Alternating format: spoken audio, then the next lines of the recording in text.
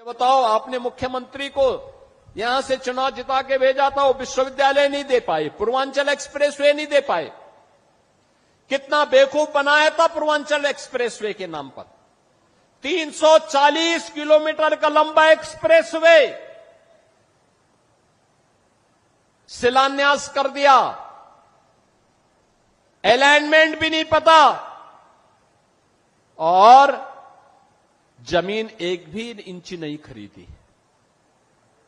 जब 6 महीने के बाद 17 में मैं आया, मैंने कहा भी क्या हुआ, क्या प्रोग्रेस है? कहा साहब जीरो। मैंने कहा क्यों जीरो है? कहा साहब जमीन ही नहीं तो एक्सप्रेसवे बनेगा कहां पे? मैंने कहा फिर ये टेंडर कैसे हो गए? टेंडर कर दिए गए थे 15,200 करोड़ के। एक्सप्रेसवे की चौड़ाई थी मात्र 110 मीटर। मैंने तब उस समय के जो नए सीओ बनाए गए थे यूपीडा के, श्री अवनीश अवस्थी जी से कहा, मैंने कहा अवस्थी जी एक काम करिए, यह 110 नहीं अब 120 मीटर चौड़ा होना चाहिए। बाई चांस हमें इस एक्सप्रेसवे के साथ जब हम high speed, semi high speed train का संचालन भी करेंगे तो उसके लिए हमें जमीन चाहिए होगी। तो एक साथ हम उसके साथ एक्सप्रेसवे के साथ उसको भी दौड़ा सकें। जमीन खरीदिए, इसको पुराने टेंडर को कैंसिल करिए और फिर इस कार्य को आगे बढ़ाइए। आप सोचिए, वे 110 मीटर चौड़ा 2016 में 15,200 करोड़ रुपए में बना रहे थे। एक भी जमीन नहीं खरीदे, काम प्रारंभ ही नहीं वो कर पाए, टेंडर आवंटित कर दिए। हम लोग आए, हमने कैंसिल किया, जमीन खरीदना प्रारंभ किया, और जमीन खरीदने के बाद जब हम लोगों ने टेंडर किए तो बहनों और भाइयों, वही एक्सप्रेसवे 11,800 करोड़ रुपए में बना करके हमने समर्पित कर दिया आपको। ये 3,000 4,000 करोड़ रुपए की जो डकैती डाल रही थे, कौन डाल रहे थे?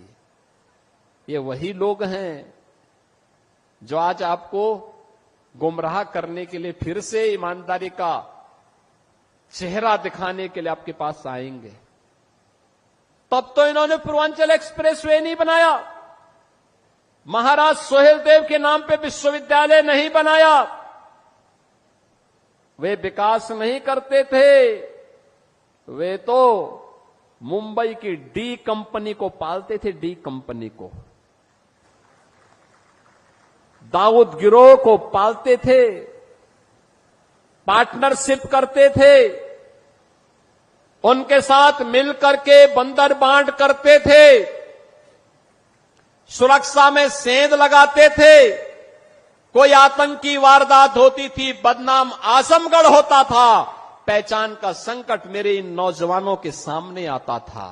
ऐसा है, डी कंपनी को एक्सप्लेन कर दो तो हम बताएं डी कंपनी कौन सी है? Development company? भाई अब डी कंपनी किसको बोल रहे हैं? नहीं, जैसे हम ये जानना चाहें, मान लो आपसे नहीं, मतलब मुख्यमंत्री जी से, आपके माध्यम से क्योंकि आपने मुख्यमंत्री जी की सवाल पूछा है कि डी कंपनी कौन होती है? डी कंपनी किसने रोका है? डी कंपनी के लिए डी कंपनी से डी कंपनी किसको बोलते हैं?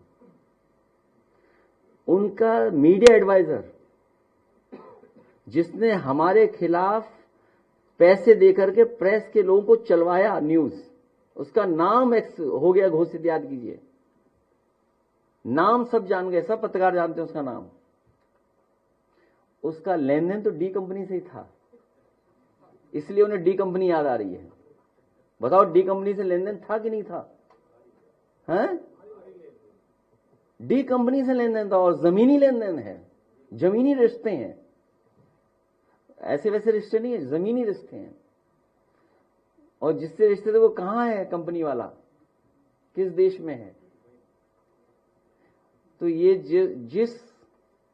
जिस हाईवे से, मतलब क्या बोले उसके लिए, अनपार्लियामेंट्री लैंग्वेज नहीं बोलनी चाहिए, शब्द तो आया था लेकिन मैं बोल नहीं सकता,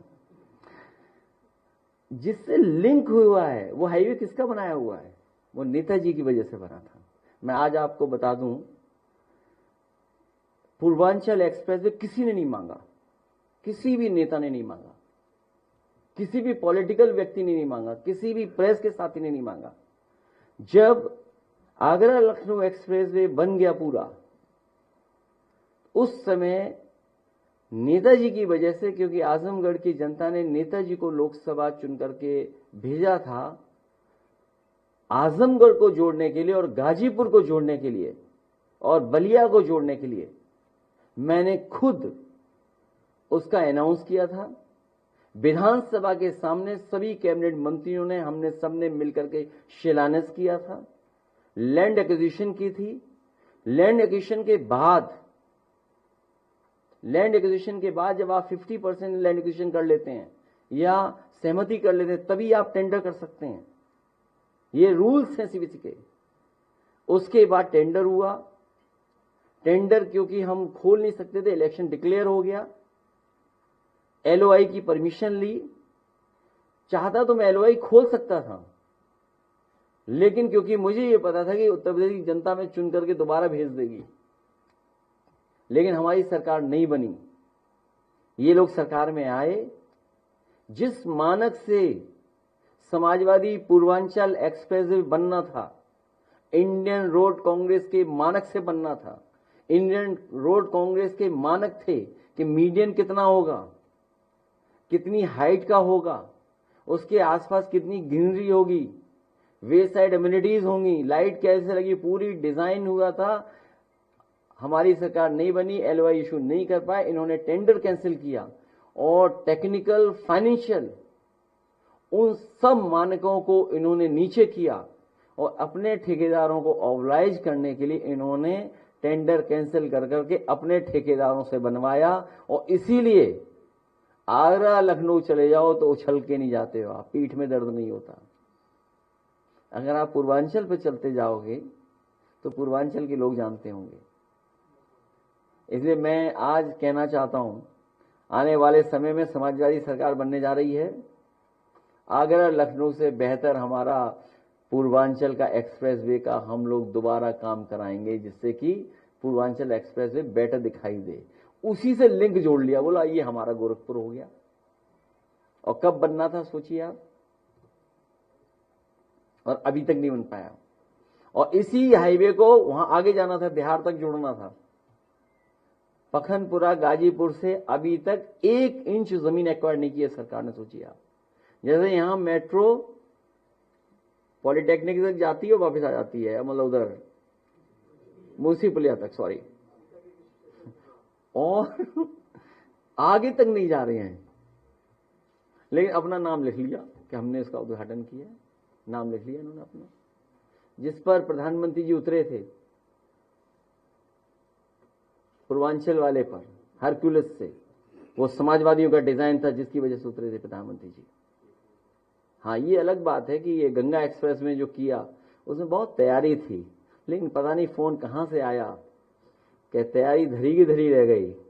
हवाई जहाज अपना पूरा करके चले गए, लेकिन जिन्हें तैयारी से जाना चाहिए था वो जा नहीं पाए। तो ये मानकों के तहत नहीं बना है।